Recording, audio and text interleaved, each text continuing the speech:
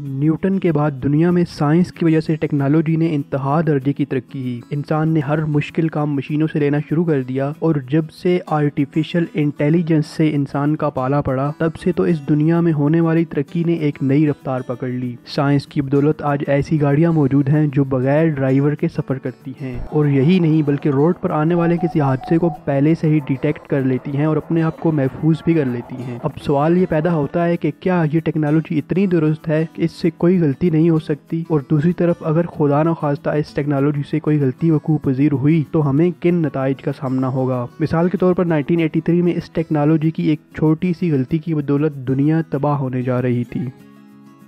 ان دنوں امریکہ اور رشیا ایک دوسرے کے خلاف ایٹمی ہتھیار استعمال کرنے جا رہے تھے، اور دونوں ملکوں کے پاس اتنا جنگی سامان موجود تھا جو کہ دنیا کو 20 دفعہ تباہ کر سکتا تھا۔ 1983 میں سوویت یونین نے اپنی حفاظت کے لیے ایک سسٹم بنایا جس کا نام اوکو تھا۔ اوکو کا بنیادی مقصد کسی بھی امریکن میزائل کو دور سے ڈیٹیکٹ کرنا تھا، اور اس سسٹم سے کسی غلطی کی امید نہیں تھی۔ 26 ستمبر 1983 کو اسٹینسلو پیٹروو اس اوکو سسٹم کا انچارج تھا۔ آدھی رات کے وقت اوکو الارم بجانا شروع ہو گیا۔ اوکو اپنی اسکرین پر یہ دکھانے لگا کہ امریکہ سے ایک میزائل رشیا کی طرف فائر کر دیا گیا ہے۔ تھوڑی دیر بعد اوکو نے ایک دوسرے میزائل کی نشاندہی کر دی، اور یوں آنے والے میزائلوں کی تعداد کچھ وقت کے بعد بڑھتے بڑھتے 5 تک پہنچ گئی۔ ان میزائلوں کا مقصد واضح تھا۔ پیٹروو کو صاف صاف بتایا گیا تھا کہ کسی بھی نیوکلیر اٹیک کی صورت میں بالکل تاخیر نہیں کرنی، اور ایک فون کے ذریعے آرڈر دے کر جوابی کارروائی کرنی ہے، اور اگر ایسا نہ کیا گیا تو رشیا تو تباہ ہو جائے گا اور امریکہ جنگ جیت جائے گا، اور دوسری طرف رشیا کی جوابی کارروائی سے کم از کم امریکہ کو بھی اتنا ہی نقصان ہوگا، اور اگر رشیا نے ذرا سی بھی تاخیر کی تو وہ جوابی کارروائی کرنے کے قابل ہی نہیں رہے گا، کیونکہ تھوڑی دیر میں سارا ملک تباہ ہو جائے گا۔ اب یہ سارا قصہ پیٹرو پر تھا کہ وہ یا تو جوابی کارروائی کرے اور ملک کا بدلہ لے، یا پھر تھوڑا انتظار کرے اور ملک کو تباہ ہونے دے۔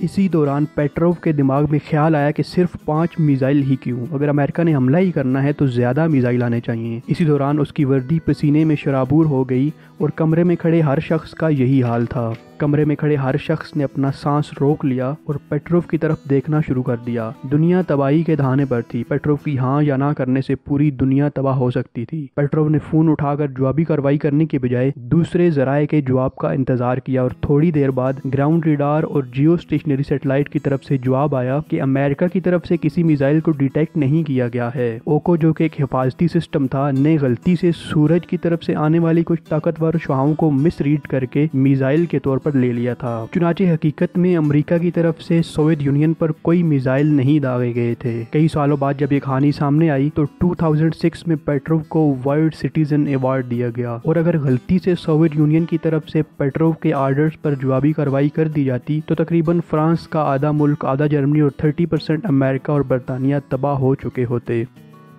اسٹینسلو پیٹروو کے ایک فیصلے نے ہمیں یہ سبق دیا کہ ٹیکنالوجی استعمال کرتے وقت یہ بات دماغ میں رکھنی چاہیے کہ کمپیوٹر کا دماغ نہیں ہوتا۔ یاد رکھیے، ٹیکنالوجی نہ ہی اچھی چیز ہے اور نہ ہی بری، بلکہ حقیقت یہ ہے کہ اس کا کوئی دماغ نہیں ہے۔ انسانوں نے اس چیز کا فیصلہ کرنا ہے کہ وہ اسے کس طرح اور کس مقصد کے لیے استعمال کرتے ہیں، لیکن یہ بات حقیقت ہے کہ ٹیکنالوجی کتنی بھی ترقی کر لے وہ انسانی دماغ کو مات نہیں دے سکتی۔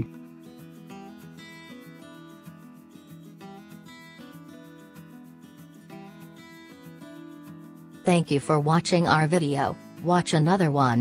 We have very interesting content that can help you to grow in your life. Subscribe for more interesting videos and don't forget to press the bell icon.